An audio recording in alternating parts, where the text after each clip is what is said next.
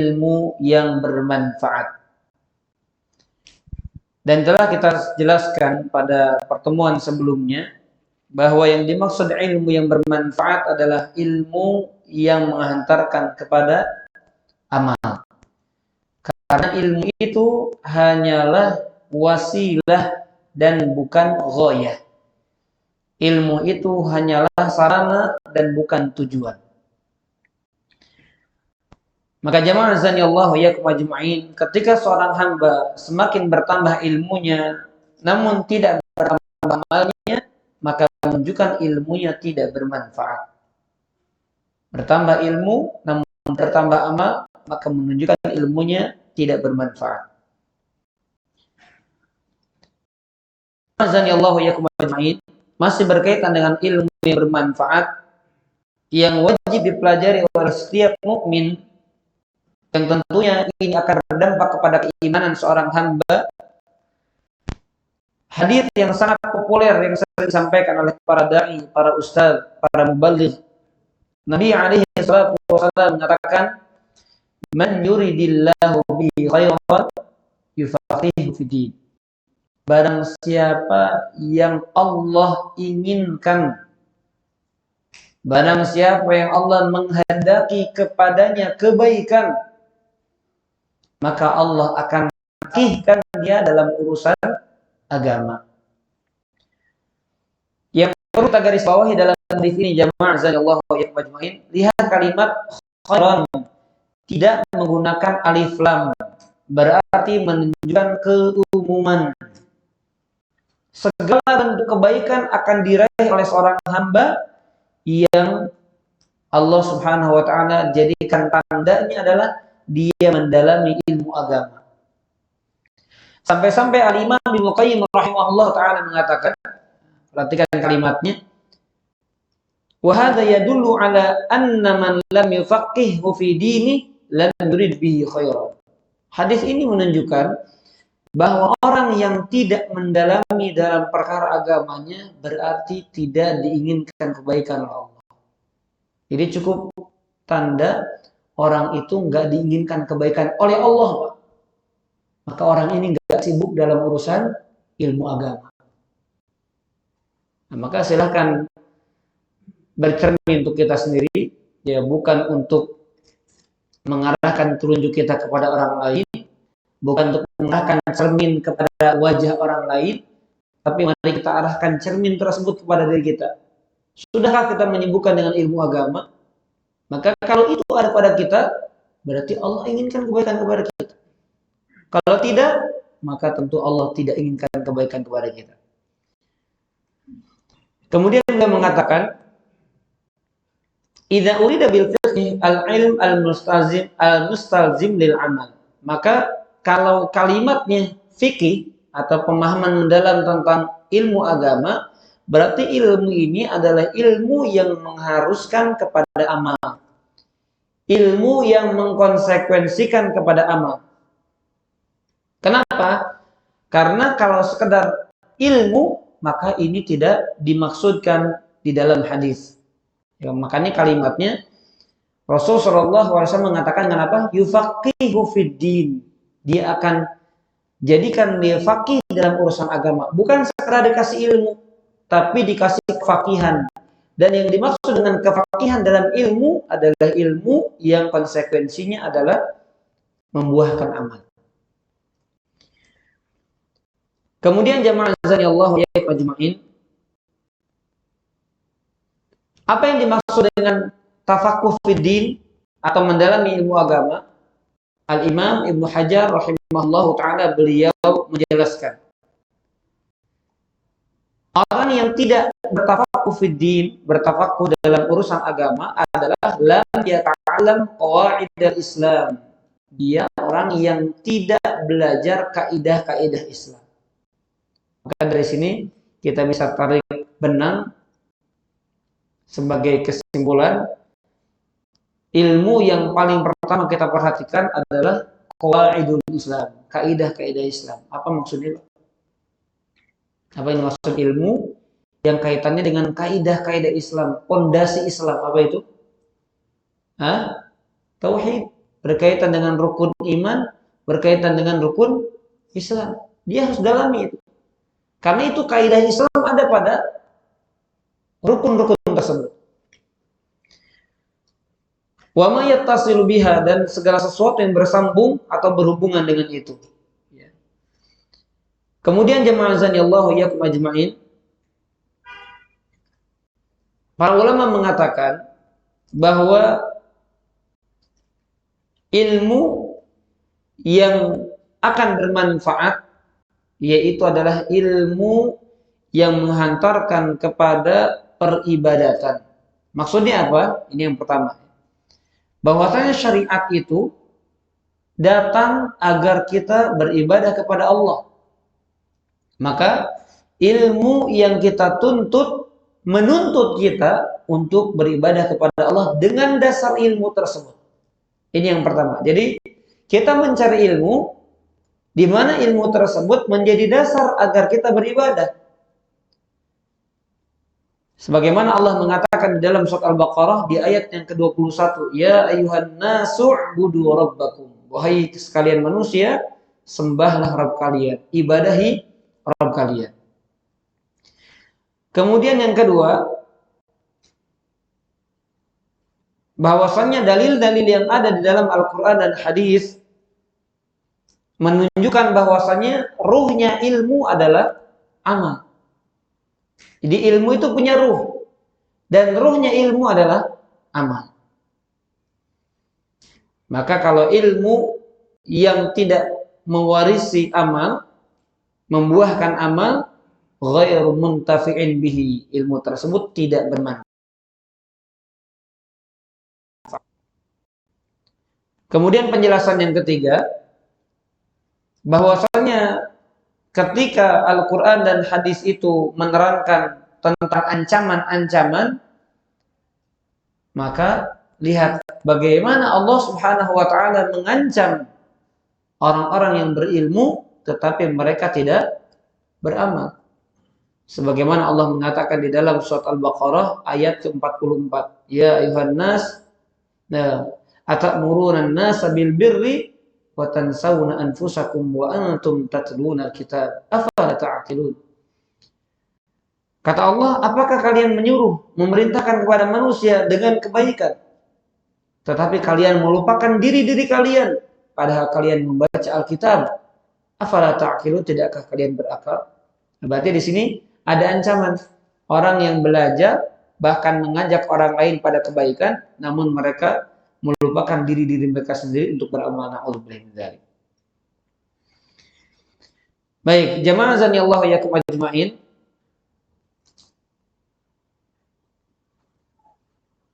Kita akan masuk subpoin, ya. Subpoin itu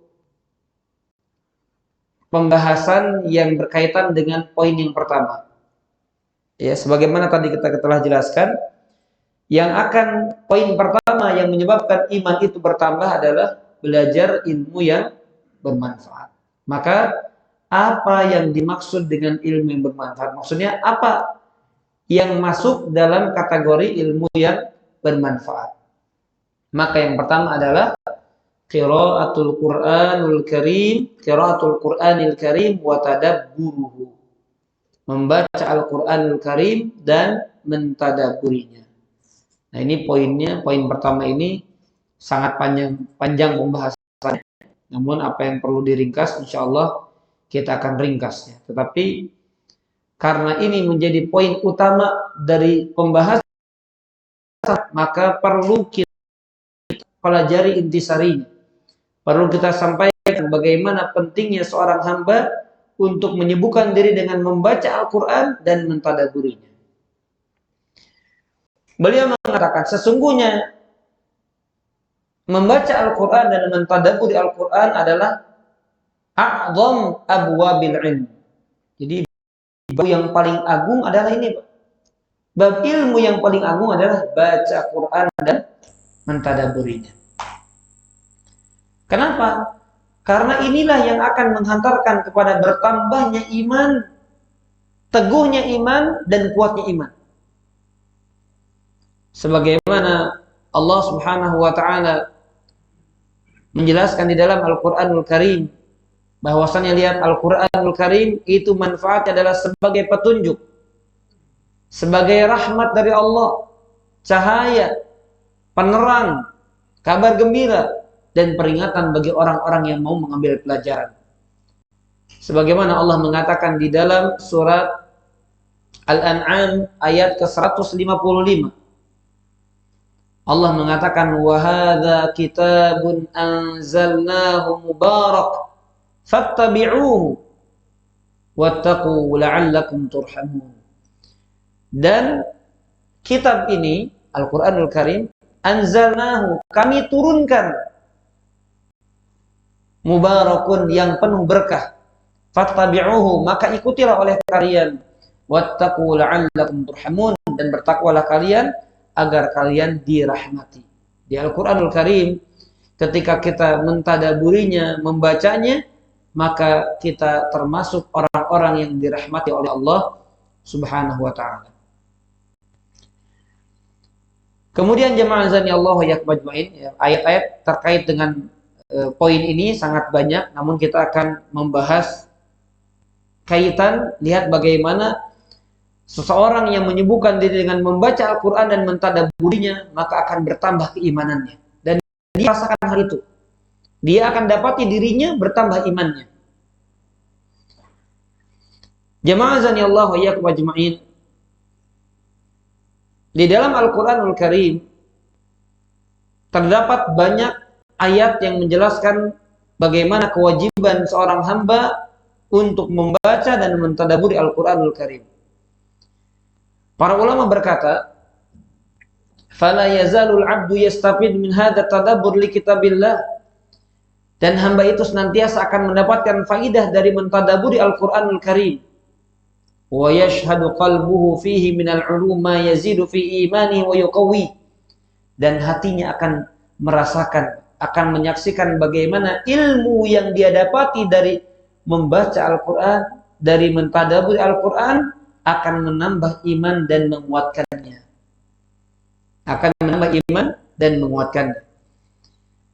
Al-Imam Al-Ajuri, lihat ya, kami sampaikan beberapa ringkasan perkataan para ulama. Bagaimana tidak, Pak? Al-Quran itu akan menambah iman. Bagaimana manfaatnya? Apa manfaatnya? Maka beliau mengatakan, orang yang mentadaburi Al-Quranul Karim arafa rabbah, maka dia akan semakin mengenal Rabbnya. Jadi semakin dia baca, ya plus ini Pak ya, bukan sekedar baca tapi nggak paham.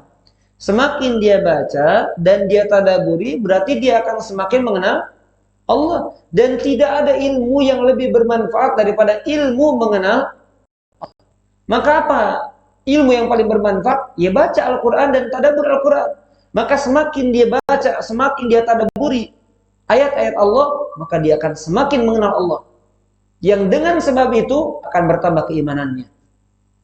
Wa 'arafa 'azima sultanih, dan dia akan mengetahui betapa agung kerajaannya, wa qudratihi, betapa agung kemampuan Allah.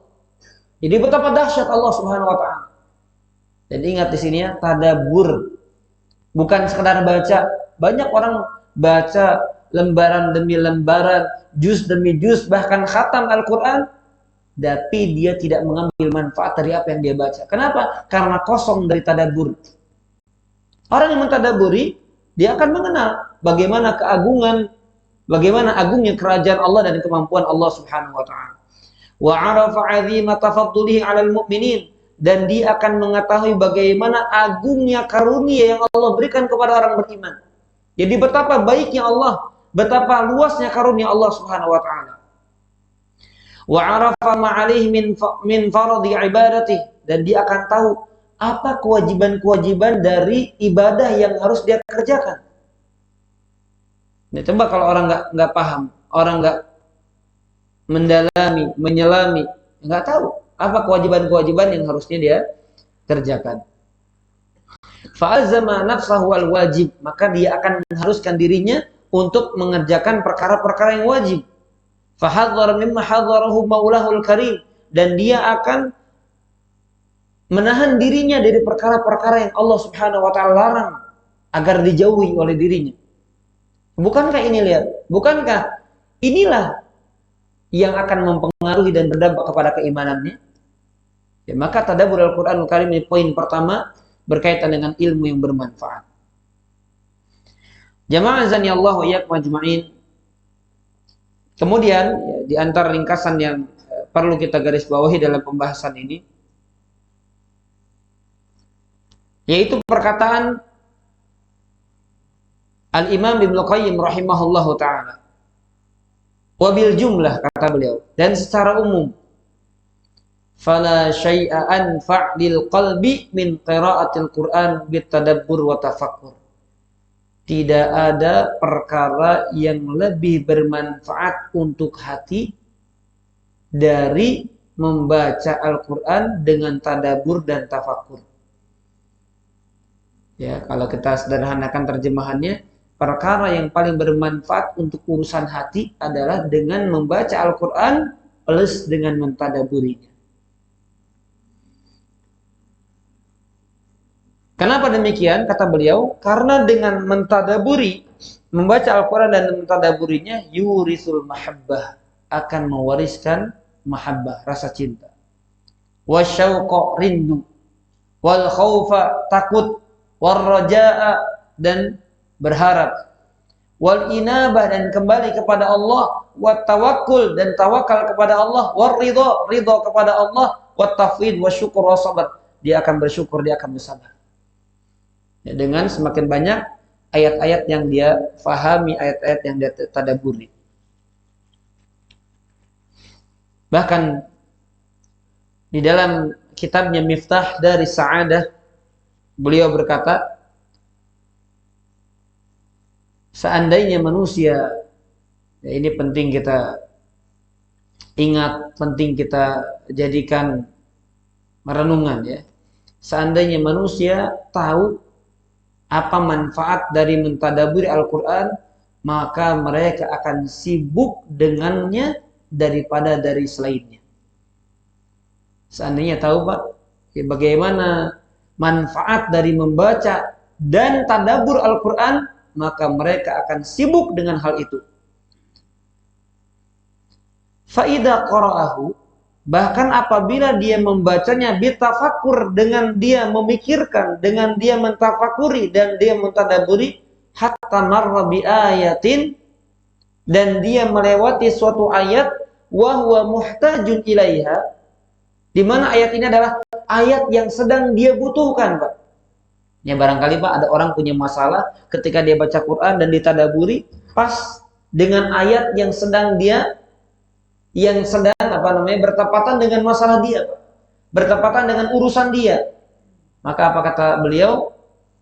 Fi syifa'i qalbi, maka dia akan dapati ayat tersebut untuk menyembuhkan urusan hatinya.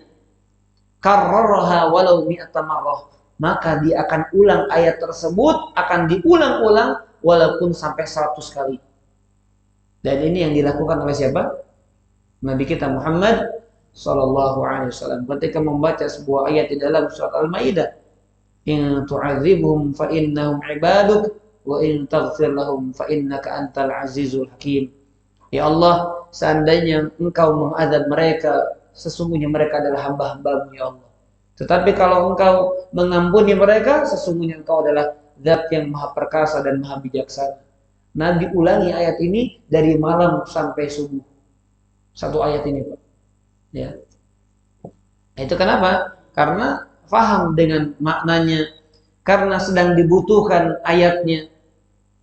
Walau mulailah, bahkan dia akan ulang-ulang walaupun satu malam, satu ayat itu saja Pak. Ya.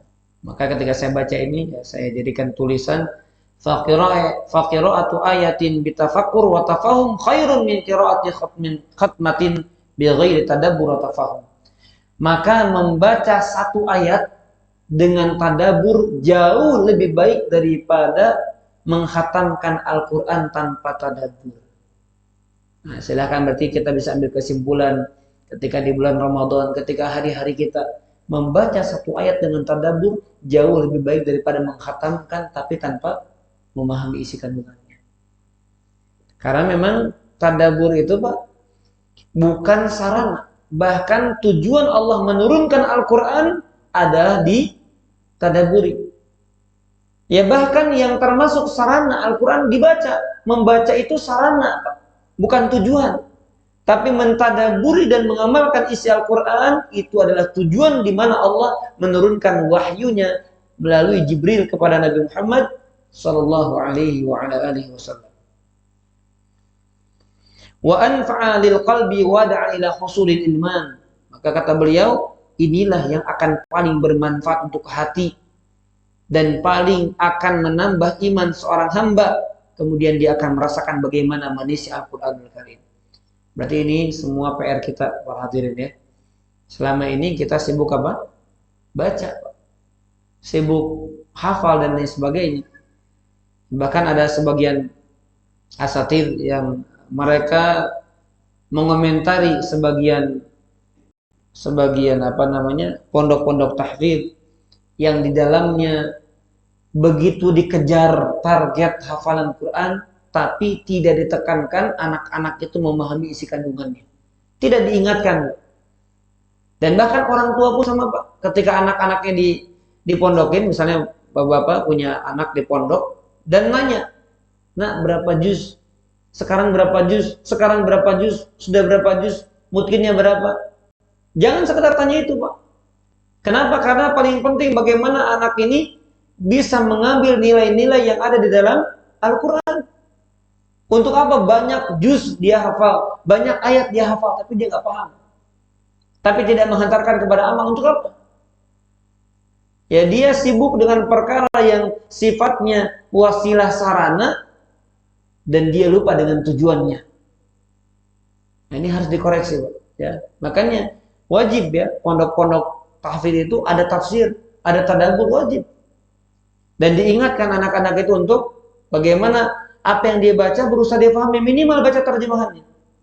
Ya sampai di pondok kita ini ya kita walaupun baru ya saya ingat karena terus teringat kita wajibkan hafal dengan terjemahannya, Pak. Walaupun mulai dari juz 30. Nah, targetnya minimal lulus pondok itu juz 30 hafal dengan terjemahannya. Karena banyak orang belajar bahasa Arab tapi nggak paham Quran. Ya sibuk dengan apa? Sibuk dengan kaifa haluka ana bi khairin min aina ji'ta hal anta Indonesi, hal anta Sundawi, hal anta Arabi, Yamani dan seterusnya, Pak. Tetapi ketika dibacakan Quran, bingung dia, ini apa maksudnya? Gak paham dia. Bahkan terjemah enggak, paham kandungannya tidak, enggak tahu sababun nuzulnya, enggak tahu fawaidnya, enggak tahu kisah yang berkaitan dengan surat tersebut. Ya sampai-sampai Pak Syekhul Islam Taimiyah rahimahullah mengatakan, nadimtu ala ayyamin, aku menyesali hari-hari fi ghairi ma'anil Quran, yang aku lewati begitu saja tanpa mendalami ayat-ayat dan makna-makna Al-Quran. Padahal kata para ulama, beliau termasuk ahli tafsir. Tapi sampai-sampai beliau mengatakan, aku menyesal kenapa nggak sibuk dengan ilmu Al-Quran, kenapa sibuk dengan ilmu yang lainnya. Itu sekelas ulama. Ya, bagaimana dengan kita yang masih sangat awam ya, dengan makna-makna Al-Quran Al-Karim. Muhammad Rashid Ridha berkata, wa'lam anna quwwatad din wa kamal iman wal yaqin la yahsulan illa bi kathrati qiraatil Quran. Ketahuilah bahwasanya kuatnya agama dan sempurnanya iman dan keyakinan tidak akan mungkin diraih kecuali dengan banyak baca Al-Quran, wastima'ihi ma'at tadabbur, dan menyimaknya bersamaan dengan mentadaburinya. Ya, sekali lagi, kuatnya agama seorang hamba, sempurnanya iman dan keyakinan seorang hamba tidak akan mungkin diraih kecuali dengan banyak baca dan dengar menyimak Al-Quran plus dengan mentadaburinya. Beliau menambahkan biniyatil ihtida bihi, dengan niatan mengambil petunjuk, menjadikan Al-Quran sebagai petunjuk, wal amal bi amrihi wa nahyi, dan mengamalkan perintah-perintah dan juga meninggalkan larangan-larangan yang ada dalam Al-Quranul Karim. Baik, jamaah azan ya Allah majma'in.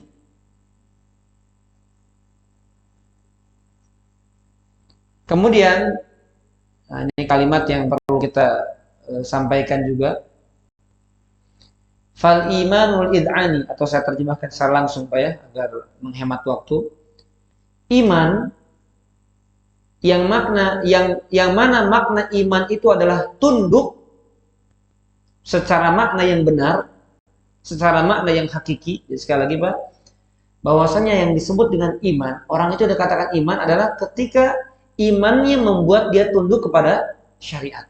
Maka beliau mengatakan iman yang menjadikan orang itu tunduk secara benar akan bertambah, akan menguat, akan tumbuh, dan efeknya, dampaknya akan berpengaruh kepada amal-amal soleh. Jadi iman yang benar-benar iman itu adalah iman tersebut akan berdampak kepada amal soleh. Kalau dia sholat, sholatnya makin khusyuk. Kalau dia zukur, kalau dia zikir, maka zikirnya makin baik, makin paham, makin merenungi kandungan-kandungan zikir tersebut. Kemudian kalau dia ruku, kalau dia sujud, paham apa makna ruku, paham makna sujud. Kalau dia baca Quran, maka dia merenungi arti dan makna yang terkandung dalam Al-Quranul Karim. Wa tarkil ma'asi, dan iman yang sahih ini, yang benar ini, yang maknanya adalah ketundukan, maka dia akan meninggalkan berbagai macam maksiat, wal fasad, dan kerusakan. Dan ini semuanya kata beliau biqadri tadabburi Al-Quran, dan ini semuanya tergantung kadar dia terhadap tadabbur Al-Qurannya. Maka Pak, bohong orang yang merasa imannya baik-baik saja padahal dia nggak punya waktu yang diluangkan untuk tadabbur Quran. Bohong. Nah, apa ya? Kita selama ini bohong. Cuma dapat was-was syaitan aja, merasa imannya baik-baik saja.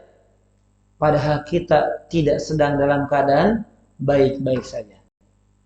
Kan sering kata-kata itu Pak ya. Pastikan kalau Anda sedang baik-baik saja. Jangan lupa bahagia. Bohong Pak. Bahagia dan kita baik-baik saja ketika kita banyak baca dan dengan menyimak Al-Quran plus dengan mentadaburinya. Nah, lihat di sini kata-katanya jelas. Ini semuanya bertambah, menguat, tumbuh, dan berpengaruh kepada amal solehnya, berpengaruh kepada dia, bagaimana dia meninggalkan maksiat, itu tergantung kadar bagaimana dia mentadabbur Al-Quran. Kemudian beliau mengatakan, dia akan berkurang, akan melemah, ala hadhihi nisbah, tergantung kadar dia meninggalkan Al-Quran. Jadi semakin dia jauh dari tadabbur Al-Quran, maka semakin juga melemah dan juga berkurang imannya. Wa ma'aman aktsaru arab illa bisama'ihi wa fahmihi. Dan kita buktikan para jemaah azanillahu iyyakum, tidaklah orang-orang Arab itu beriman kebanyakan mereka disebabkan karena apa? Dengar dan paham Al-Quran. Contohnya siapa Pak? Contohnya Umar bin Khattab ketika mendengar Al-Quran, yang dibaca apa? Surat Toha. Ma anzalna Qur'ana litashqa. Kami tidaklah menurunkan Al-Quran ini agar membuat engkau sengsara. Nggak mungkin Pak. Orang sibuk dengan Quran sengsara, nggak mungkin. Nggak mungkin Pak. Makanya aduh, kurang waktu saya. Jadi nanti kurang rezeki saya. Wah ini kebodohan. Ya. Dan hebatnya syaitan, cerdasnya iblis untuk menyesatkan manusia, sibuk dengan urusan-urusan lain selain bertafakur dan tadabbur Al-Quranul Karim. Nggak akan ada ruginya Pak. Orang semakin dia menyibukkan dengan Al-Quran, nggak akan pernah ada ruginya. Ya ini mungkin sering Pak orang memotivasi baca Al-Quran, hafal Al-Quran, sering, tapi lihat bagaimana ternyata PR kita masih banyak. Ya ternyata PR kita masih banyak. Dan tidaklah orang-orang Arab itu kebanyakan mereka beriman kecuali karena mendengar dan paham terhadap Al-Quran Al-Karim. Wala fatahu al-aqfar, dan banyak tempat-tempat yang dibebaskan. Dibebaskan maksudnya apa? Dikuasai kemenangan-kemenangan ya ketika zaman Umar bin Khattab, kecuali karena apa? Kecuali karena Al-Quran Al-Karim ini. Jadi Masya Allah, untuk urusan akhirat, untuk urusan dunia dengan Al-Qur'anul Karim, maka akan didapatkan. Baik, kemudian Asy-Syaikh Abdul Razak hafizahullah taala, beliau mengatakan ya, menukil firman Allah Subhanahu wa taala di dalam surat Fussilat di ayat yang ke-26. Surat Fussilat ayat ke-26. Wa qala alladziina kafaru, dan orang-orang kafir berkata, la tasma'u li hadzal Qur'an, jangan kamu dengar Quran ini. Lihat. Orang kafir di antara di antara keinginan dan cita-cita mereka, kita jauh dari Al-Quran. La tasma'u li hadzal Qur'an, jangan pernah kalian dengar Quran. Walghaw fihi, dan lalaikan Al-Quranul Karim. La'allakum taghlibun, agar kalian menang. Ya. Maka kata Syekh Abdul Razak, dan Islam itu semakin melemah setelah Qurun Al-Wusta, setelah pertengahan zaman. Sampai-sampai kerajaan itu semakin melemah disebabkan karena mereka menjauhi yang namanya tadabbur Al-Quran dan membacanya dan beramal dengannya. Jadi orang itu akan semakin melemah, kerajaan itu akan semakin melemah, kejayaan Islam akan semakin melemah karena orang-orang Islamnya yang menjauhi daripada tadabbur Al-Quranul Karim dan tafakkur juga mengamalkannya. Jamaah azani Allah wa iyyakum ajma'in.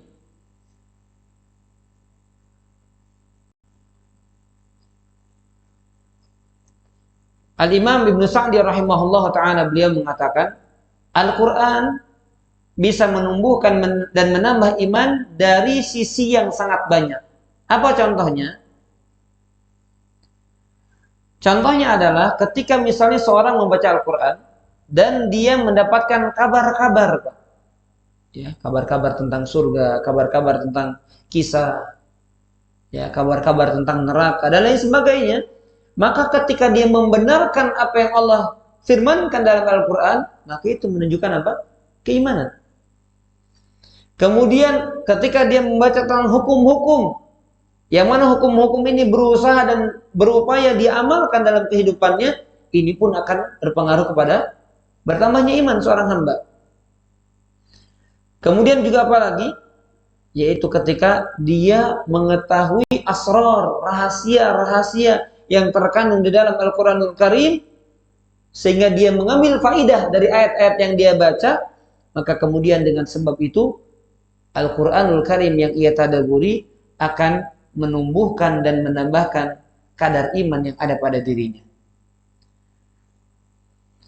Jamaah azani Allah wa iyyakum ajma'in. Namun perlu kita ingat bahwa ketika seorang hamba berusaha membaca Al-Quran dan mentadaburinya, ingat apa yang dia baca, apa yang dia tadaburi bisa menjadi bumerang ketika dia tidak berusaha amalkan. Sebagaimana sabda Nabi SAW, wal Qur'an hujjatun laka aw 'alaika.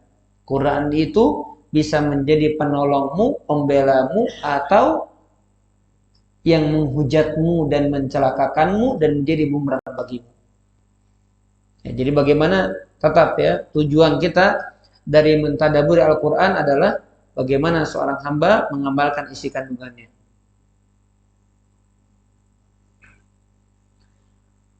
Jamaah azani Allah wa iyyakum ajma'in.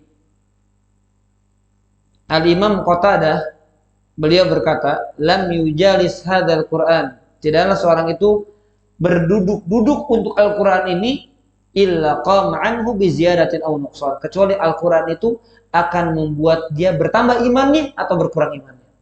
Jadi orang bisa jadi duduk dengan Al-Quran, baca Quran, tapi membuat dia turun imannya. Kenapa? Tidak berupaya ditadaburi dan diamalkan.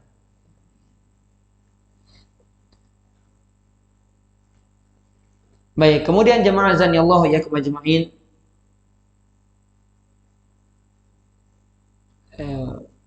Inti poin dari poin yang pertama ini, dari poin besarnya itu mempelajari ilmu yang bermanfaat yang akan bertambah iman seorang hamba.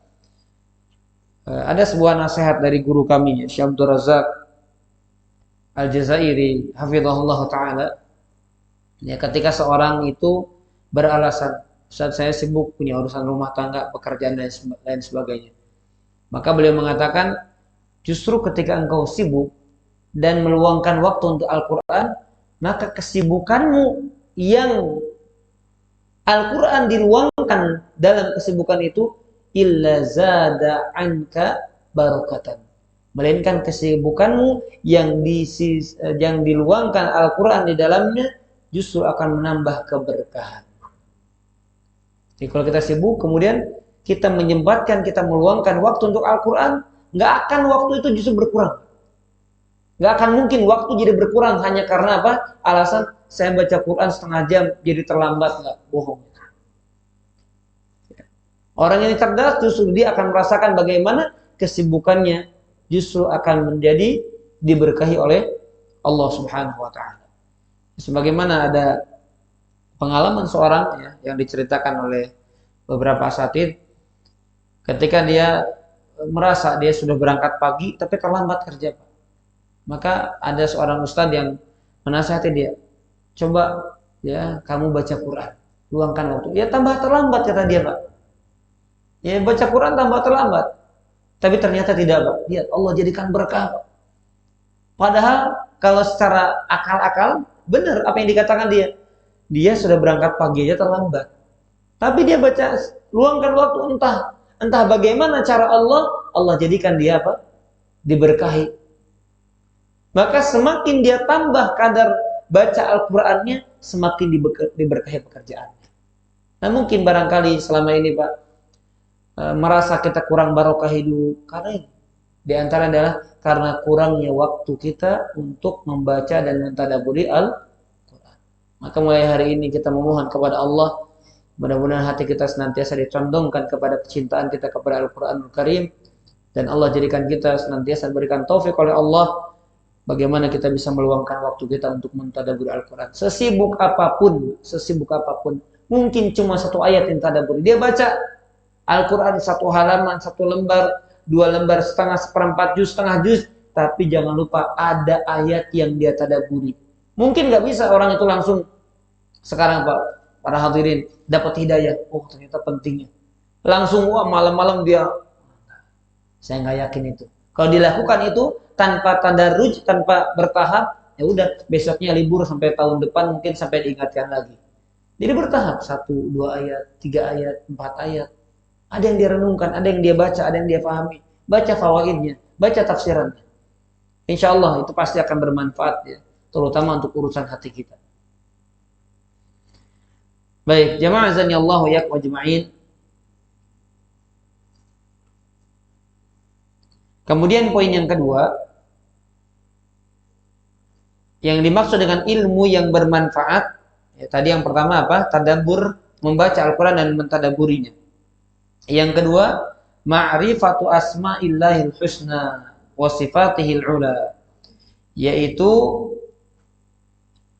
mempelajari tentang nama-nama Allah dan sifat-sifat Allah. Nah, ini juga dipastikan, ya, orang yang semakin mengenal nama-nama Allah dan sifat-sifatnya, maka akan semakin bertambah keimanannya kepada Allah Subhanahu wa taala. Tentunya tidak ada sumber lain dari mempelajari nama-nama dan sifat-sifat Allah melainkan Al-Qur'anul Karim dan hadis-hadis yang sahih. Dan beliau, ya, pengarang buku ini, Syekh Abdul Razak, beliau juga punya buku namanya Fikih Asmaul Husna dan sudah terjemahkan, ya. Nah, itu perlu dibaca, dikaji. Alhamdulillah kita sudah pernah mengkajinya, ya. Sampai hari ini kita masih mengkaji karena penting.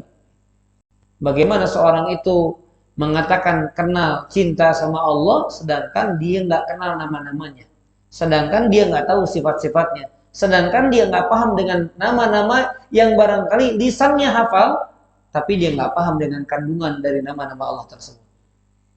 Ya, maka mustahil dia mengatakan dan memuliakan juga mengagungkan Allah dengan sebenar-benarnya sedangkan dia tidak mengenalnya dengan sebenar-benar pengenalan.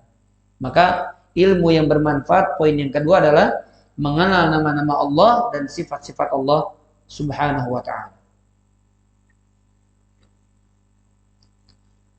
Orang yang menyibukkan diri dengan mengenal nama-nama dan sifat-sifat Allah akan menghantarkan kepada faidah yang banyak dan yang agung. Di antaranya, yang pertama, bahwa ilmu tentang tauhid asma wa sifat adalah semulia-mulia ilmu. Ilmu tentang tauhid asma dan sifat adalah ilmu yang paling mulia. Ini yang pertama ya. Kita ringkas bagian kalimatnya. Yang kedua, mengenal Allah akan menghantarkan seorang hamba semakin mencintai, takut, harap, roja, dan ikhlas dalam beramal karena Allah. Jadi rasa takut, rasa cinta, rasa harap, rasa tawakal, mengikhlaskan, memuridkan ibadah karena Allah, itu bisa didapatkan diantaranya adalah dengan mengenal Allah. Sekarang Pak ya, orang yang tahu Allah Maha Rahman, Allah Maha Rahim, Allah Razak, Allah Tayyib, maka bagaimana dia akan berharap kepada selain Allah? Sedangkan yang Maha Baik dan paling baik adalah Allah. Yang Maha Kasih dan paling kasih adalah Allah. Yang Maha Penyayang dan paling sayang kepada kita adalah Allah. Maka bagaimana dia mengharapkan kasih sayang daripada yang lainnya selain Allah Subhanahu wa taala? Demikian pula siksanya. Allah yang paling keras, yang paling pedih, yang paling dahsyat siksanya. Bagaimana orang itu merasa takut, lebih takut daripada selain Allah. Nah, ini manfaat kita mengenal nama-nama dan sifat-sifat Allah. Kemudian yang ketiga, orang yang mempelajari nama-nama dan sifat-sifat Allah, maka dia menyibukkan dengan perkara prinsip. Maka dia menyibukkan dengan perkara prinsip. Karena Allah tidaklah menciptakan hamba-hambanya di antara tujuannya adalah agar mereka kenal sama Allah. Melainkan agar mereka kenal dengan Allah. Ayatnya sangat jelas Pak, di dalam surat At-Talaq ayat yang terakhir. Allah mengatakan apa? Allahul ladzi khalaqa sab'a samawati wa minal ardi mithlahun. Yatanazzalul amru bainahunna lita'lamu annallaha ala kulli syai'in qadir wa annallaha qad ahata bikulli syai'in ilma. Kata Allah, Allah menciptakan 7 lapis langit sebagaimana Allah menciptakan 7 lapis bumi. Perintah Allah berlaku pada keduanya, yaitu pada langit dan pada bumi. Perintah Allah berlaku. Nah, Allah menciptakan langit dan bumi, apa tujuannya? Di antara tujuan Allah menciptakan langit dan bumi, kata Allah, lita'lamu, agar kalian mengetahui bahwasanya Allah Maha mampu atas segala sesuatu dan ilmunya Allah itu meliputi segala sesuatu. Berarti Pak, dari ayat ini jelas bahwasanya Allah menciptakan langit dan bumi dan segala apa yang ada di atas langit dan bumi itu agar kita kenal dengan Allah. Oh, ternyata Allah Maha mampu menciptakan langit tanpa tiang, mendirikan gunung-gunung yang besar, menghamparkan bumi dan lain sebagainya. Di makhluk-makhluk Allah Pak diciptakan agar kita semakin kenal Allah. Nah, ini banyak manusia yang lupa ya. Makanya ada 2 ayat tujuan manusia diciptakan. Pertama, ayat yang pertama adalah surat Ad-Dariyat 56. Wa ma khalaqtul jinna wal insa illa liya'budun. Itu tujuannya. Tetapi ada tujuan lain. Ini yang jarang dibahas. Yaitu surat At-Talaq ayat yang terakhir. Allah menciptakan langit dan bumi agar manusia kenal dengan Allah. Nah, berarti kenal dengan Allah. Bagaimana cara mengenal Allah? Mengenalinya melewati nama-nama dan sifat-sifatnya. Adzan jam berapa? Sudah. Ayo, kita kasih tahu ya. Barakallahu fiik. Silakan.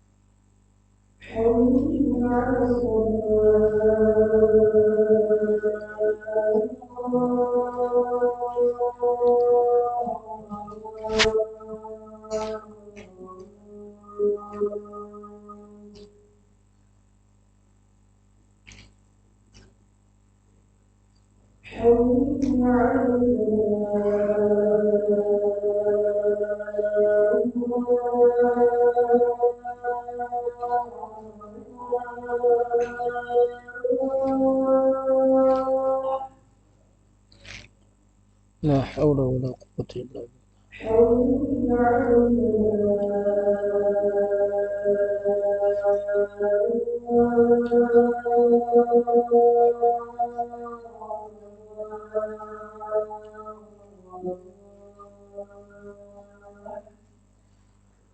لا حول.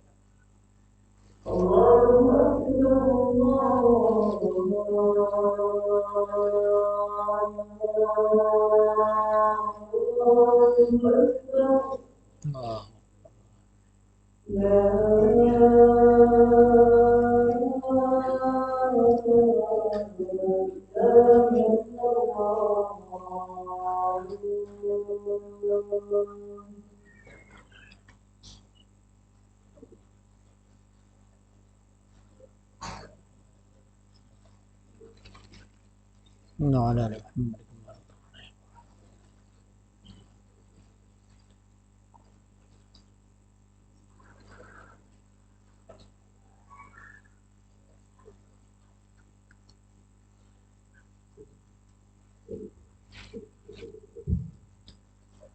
Baik, kita lanjutkan.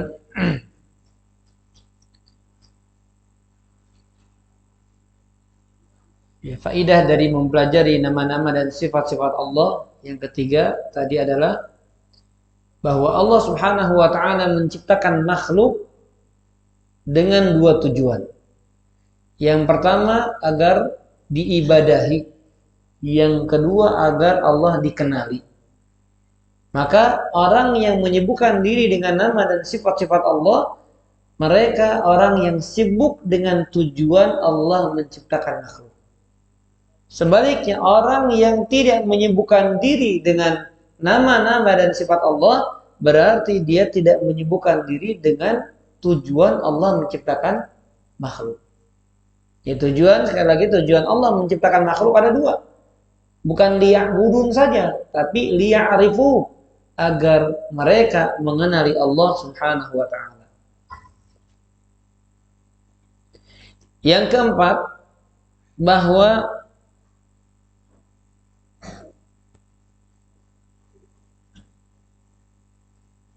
beriman kepada Allah adalah salah satu rukun iman, bahkan yang pertama. Maka makna dari beriman kepada Allah yaitu bukan sekadar iman mengatakan amantu billah, aku beriman kepada Allah. Namun yang dimaksud beriman kepada Allah yaitu dengan kita mengenalnya. Ya, jadi jangan sekedar dipahami dikatakan beriman itu kalau mengatakan saya beriman sama Allah. Kemudian paham dan hafal rukun-rukun iman. Allah, ya, kemudian untuk minabillah wa malaikatihi, malaikat-malaikatnya, kitab-kitabnya, para rasulnya, hari akhir, dan qada dan qadar. Bukan sekedar itu, bukan sekedar ucapan. Nah, khususnya rukun iman yang pertama, kita mengimaninya dengan kita mengenal Allah Subhanahu wa taala. Bahkan hakikat iman adalah mengetahui siapa yang diimaninya. Hakikat iman adalah an yu'raf alladhi yu'manu bihi. Bagaimana dia mengenal siapa yang diimaninya. Nah, sama seperti halnya kita beriman kepada malaikat, berarti harus mengenal siapa malaikat, apa saja tugasnya. Ya, kemudian untuk apa tujuan Allah menciptakannya dan lain sebagainya. Kita beriman kepada Rasulnya, maka kita mengenali Rasul-Rasulnya. Kemudian yang kelima, mengilmui tentang nama-nama dan sifat Allah Subhanahu wa taala adalah asal segala sesuatu, ya, dasar segala sesuatu.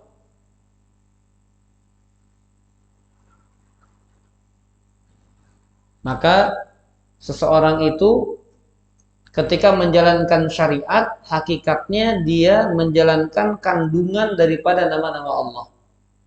Ketika seorang itu menjalankan syariat, maka dia mengamalkan daripada kandungan-kandungan nama-nama dan sifat-sifat Allah Subhanahu wa taala. Ya, seperti misalnya kita berbuat baik, kenapa? Karena Allah berbuat baik kepada kita. Ya, kemudian kenapa kita malu? Karena Allah pun malu. Ya, ada banyak kandungan-kandungan nama Allah yang bisa diamalkan. Kecuali memang ada sebagian nama-nama yang khusus bagi Allah dan sifat-sifat yang khusus bagi Allah. Seperti Allah yang maha disembah. Ya nggak bisa kita, oh saya disembah. Kenapa? Karena Allah juga disembah. Ya tidak. Ya, Allah Subhanahu wa taala mustakbir. Allah yang punya dalam tanda kutip keagungan. Ya, kalau bahasa untuk makhluk sombong, tapi manusia nggak boleh sombong, nggak boleh merasa agung, nggak boleh merasa besar. Ya, tetapi secara umum banyak nama-nama Allah yang kandungan maknanya bisa dijalankan oleh kita ketika kita menjalankan syariat. Baik, hadis yang berkaitan dengan motivasi kita mengenal nama Allah yaitu hadis yang diriwayatkan Imam Bukhari dan Imam Muslim, di mana Rasulullah SAW mengatakan Inna lillahi tis'atan wa tis'ina isman. Sesungguhnya Allah punya atau memiliki berapa nama? 99 nama. Mi'atan illa wahidah, 100 kurang 1. Man ahsaha dakhala jannah. Barang siapa yang mengihsoknya, nanti kita sampaikan ya, karena kalau terjemahkan nggak bisa secara letterlek, nggak bisa ya. Barang siapa yang mengihsoknya, maka dia akan masuk surga. Yang pertama, sebelum kita menyebutkan maknanya, yang dimaksud dengan 99 nama yang Rasul Shallallahu Alaihi Wasallam sabdakan ini bukan pembatasan. Ya, artinya kalau ditanya nama Allah ada berapa, maka jawabannya apa? Ada berapa? Hah? Banyak. Ya berapa? Lebih dari 99 ya. Berarti berapa jumlah nama Allah? Allahu a'lam. Hanya Allah yang tahu berapa jumlahnya. Ya. Adapun 99 nama ini yang diajarkan kepada kita, yang dikenalkan kepada kita di dalam Al-Qur'an dan hadis. Tetapi bukan menunjukkan batasan. Ya. Karena akan bertabrakan dengan sebuah hadis di mana Rasul Shallallahu Alaihi Wasallam ketika berdoa, ya, ketika berdoa kepada Allah, berdoa dalam kandungan atau dalam isi hadis tersebut, bikul lismin, dengan setiap nama, ista'tharta fi ilmika ghaib, yang engkau rahasiakan di dalam ilmu ghaib. Jadi ada nama-nama Allah yang Allah rahasiakan, yang memang tidak diajarkan kepada makhluknya, baik kepada malaikat atau kepada nabinya sallallahu alaihi wasallam. Lalu apa yang dimaksud dengan mengihsa atau barang siapa yang menghafalnya? Maka maksudnya adalah yang pertama, dia menghafal lafaz-lafaznya. Jadi tahu dia Allah Rahman, Rahim, Malik, Kudus, Salam, Al-Mu'min, Al-Muhaimin, Al-Aziz, Al-Jabbar, dan seterusnya. Dan memang nggak perlu berurutan, yang penting dia hafal. Kemudian yang kedua, dia memahami maknanya. Yang kedua adalah dia memahami maknanya dan kandungannya. Dan yang ketiga, dia menggunakan nama-nama tersebut dalam doanya. Yang pertama, dia menghafal. Kemudian yang kedua, dia memahami. Yang ketiga, dia jadikan nama-nama Allah dalam doa-doanya. Nah, maka kata Rasulullah SAW, barang siapa yang hafal 99 nama ini, kemudian dia paham, kemudian dia amalkan dalam doanya, maka dia akan masuk ke dalam surga Allah Subhanahu wa taala. Baik, nah ini kami singkat saja ya. Kemudian yang ketiga,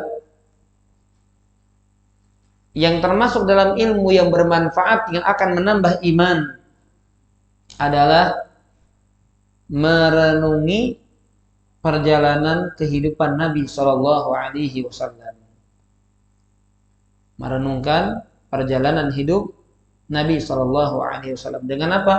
Dengan minimal membaca sejarahnya, membaca sirahnya. Dan sekarang sudah banyak versi terjemahan ya. Ada Sirah Nabawiyah ya, seperti karangan Al-Mubarakfuri dan lain sebagainya, banyak para ulama mengarang tentang sirah perjalanan Nabi Shallallahu Alaihi Wasallam. Dan juga penting kita mengenal sosok Nabi, seperti karya Al-Imam At-Tirmidzi rahimahullah, yaitu Syama'il An-Nabawiyah, ya, Syama'ilun Nabi. Nah, ini juga akan berpengaruh dan berdampak kepada keimanan seorang hamba.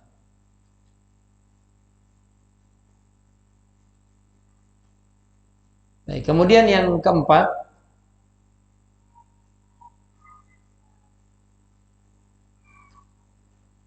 yaitu merenungi keindahan-keindahan Islam. Jadi mempelajari bagaimana keindahan-keindahan agama yang ada dalam agama Islam. Ya, bagaimana lihat Islam mengajarkan akhlak yang mulia, bagaimana mengajarkan amalan-amalan yang terpuji, hukum-hukum yang baik, ya, yang semua kemaslahatannya kembali kepada siapa? Untuk kita. Ya, maka lihat orang yang bagaimana dia merenungkan ajaran Islam, syariat Allah itu baik, ya, maka akan bertambah keimanannya. Baik, kemudian jemaah azani Allah ya kumajma'in, yang akan dan dapat menambah keimanan seorang hamba dari ilmu bermanfaat adalah qira'atu sirati salafi hadil ummah. Selain membaca sirah Nabi, yaitu membaca sirah para salaf. Membaca sirah para salaf. Ya, yang dimaksud para salaf maksudnya siapa? Sahabat-sahabat Nabi SAW, kemudian para tabi'in dan atba'ut tabi'in, orang-orang yang mengikuti para tabi'in. Karena Allah Subhanahu wa taala menegaskan tentang mereka, kuntum khaira ummatin ukhrijat linnas. Kalian adalah sebaik-baik umat yang dikeluarkan untuk manusia. Ya, maka Nabi SAW menjelaskan tentang siapa umat terbaik, maka Nabi mengatakan khairun nas qarni walladzina yalunahum walladzina yalunahum. Sebaik-baik manusia adalah kurunku. Ya, dan kurun setelahnya dan kurun setelahnya. Dan ini langsung ya disabdakan oleh lisan yang paling mulia, yaitu lisan Nabi Shallallahu Alaihi Wasallam. Maka 5 poin ini jamaah azanillahu yakum ajmain termasuk poin utama dalam pembahasan ilmu yang bermanfaat yang akan berdampak dan berpengaruh kepada keimanan seorang hamba. Dan perlu kita ingatkan kembali jamaah azanillahu yakum, iman adalah satu-satunya modal yang akan menyelamatkan seorang hamba di dunia dan di akhirat. Di mana iman tersebut adalah iman yang senantiasa berusaha diiringi dengan amal soleh. Karena Allah mengatakan wa basyiril ladzina amanu wa 'amilus solihati anna lahum jannatin tajri min tahtihal anhar, dan seterusnya. Dan berikan kabar gembira kepada orang-orang beriman dan beramal soleh bahwa bagi mereka adalah surga yang mengalir di bawahnya sungai-sungai. Kullama ruziqu minha min thamarati rizqan qalu hadza alladhi ruziqna min qabl wa utu bihi mutasyabiha wa lahum fiha azwajun mutahharatun wa hum fiha khalidun. Jadi hanya iman dan amal solehlah yang dengan keduanya seorang hamba akan diberikan kabar gembira langsung oleh Allah Subhanahu wa taala berupa surga kekal di dalamnya, buah-buahan yang sangat lezat, kemudian pasangan-pasangan yang suci, dan kenikmatan-kenikmatan abadi yang lainnya. Wallahu a'lam bishawab. Demikian jemaah azanillahu yakum ajmain yang dapat kami sampaikan. Insyaallah kita akan lanjutkan di poin yang kedua pada pertemuan yang akan datang, yaitu merenungi ayat-ayat Allah al-kauniyah yang berkaitan dengan alam semesta. Baik, silahkan kalau ada perkara yang ingin ditanyakan atau disampaikan, kami persilahkan sebelum kami tutup. Ya, silakan, Pak.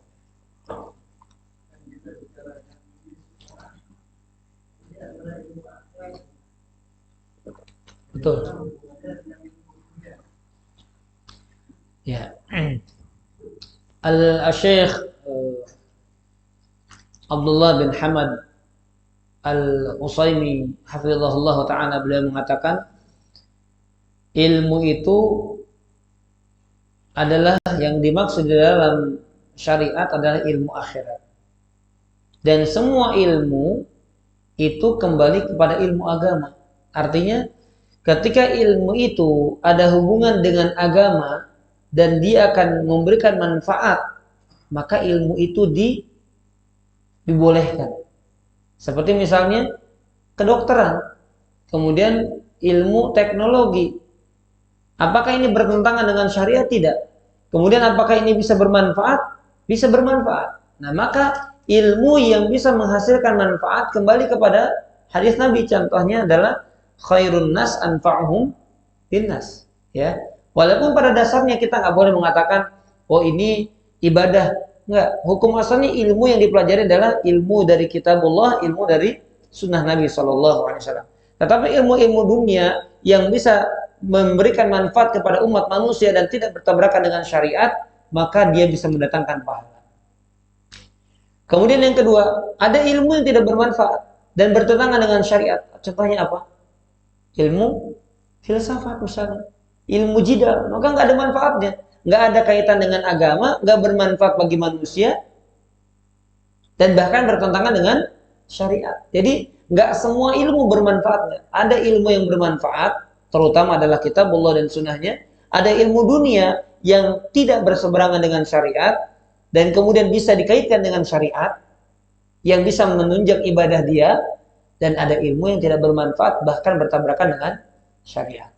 Ya, itu disebutkan oleh Syekh Muhammad bin Saleh Al-Utsaimin hafizahullah taala dalam kitabnya Khulasatu Ta'dhimin al-Ilmi.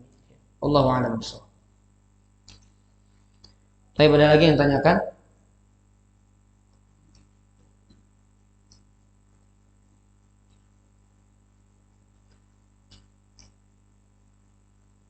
Tidak ada ya?